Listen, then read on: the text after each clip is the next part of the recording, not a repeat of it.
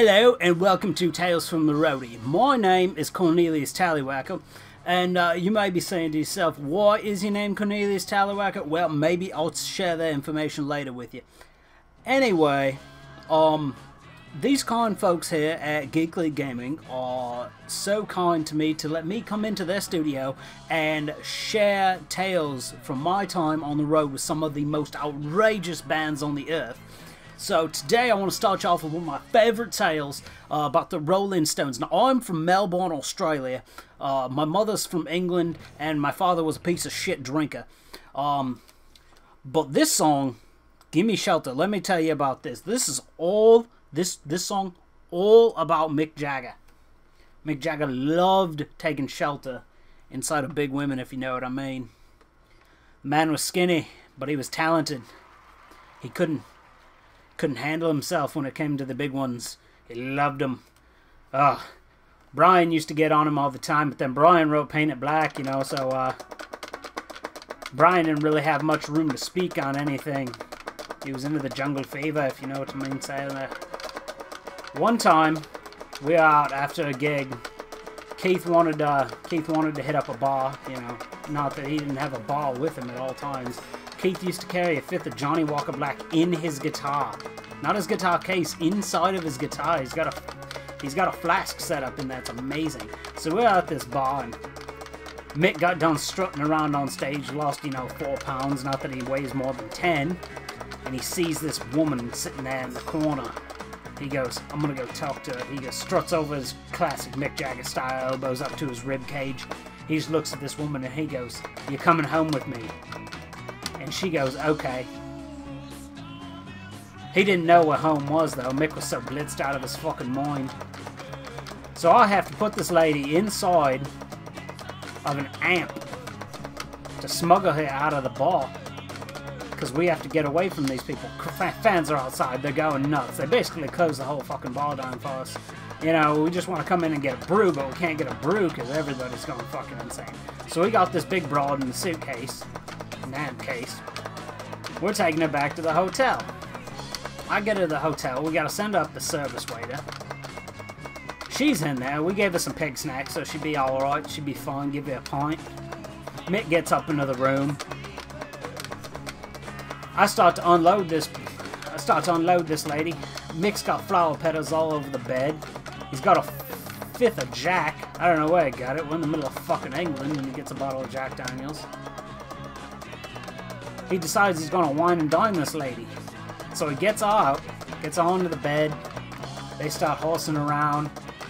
He goes down under, not Australia if you know what I mean.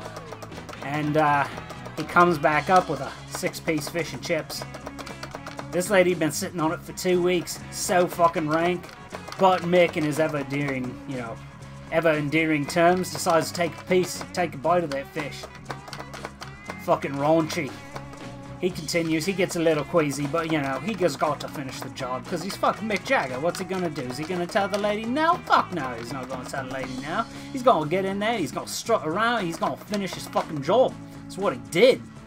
So when Mick gets done with this, I gotta smuggle her back out of the place in another amp case, take her out, I drop her off at the side of the road, she's yelling. I probably should have taken her out of the amp case. I get back to the hotel. Mick goes, "What'd you do with her?" And I goes, "I let her out of the lorry down on the side of the road there. Maybe alright, nobody knows anything." Ends up, Mick gave this lady his home address. So ever since then, now that she's got his address, she keeps sending this damn fool letters. Next day, after all this has happened, Mick decides that he's gonna go out for a little bit more fish and chips. Takes one bite into that fish, just fucking keels over. Throws up his guts right there. It's fucking horrendous. We have to pick him up, get him back into the limo. Keith goes, "Mick, now why would you go and do such a thing like that? All you gotta do is have 3 or 4 bumps of cocaine. You know, baby, it'll be alright. Couple of perks, couple of quaaludes, and we'll be all rocking on the next night." So we're on to our show this next night. About 45 miles away there in England. This broad shows up again, yet this time she's cut holes in the bottom of the amp case like it's a damn fucking Flintstone thing, and she rolled the amp onto the stage thinking we weren't gonna notice. Till we noticed that this stench is coming from it. It smells exactly like the fish and chips that Mick had been talking about.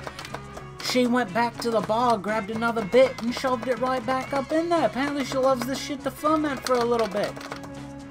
Mick said it was the best fuck he ever had, but I don't know, Mick's had a lot, so it's kind of hard to judge him if he's kidding or not. He said that about a few women. Boy, so anyway, we ended up getting rid of this, but she brought back one of her friends for Brian, and Brian took off after the show. Mick took off with this chick. We never seen her again. Mick came back stumbling the next morning, drunk out of his fucking mind. Didn't smell like fish and chips this time, though, mind you. Anyway, this is my first tale on Tales from the Roadie. Next week I'll give you a little bit of a lesson on Pearl Jam. Used to jam with them before they had a different name, so we'll let you in that time. Please go do a favor for my friends. Comment, click, subscribe, like, do whatever the fuck they tell you want.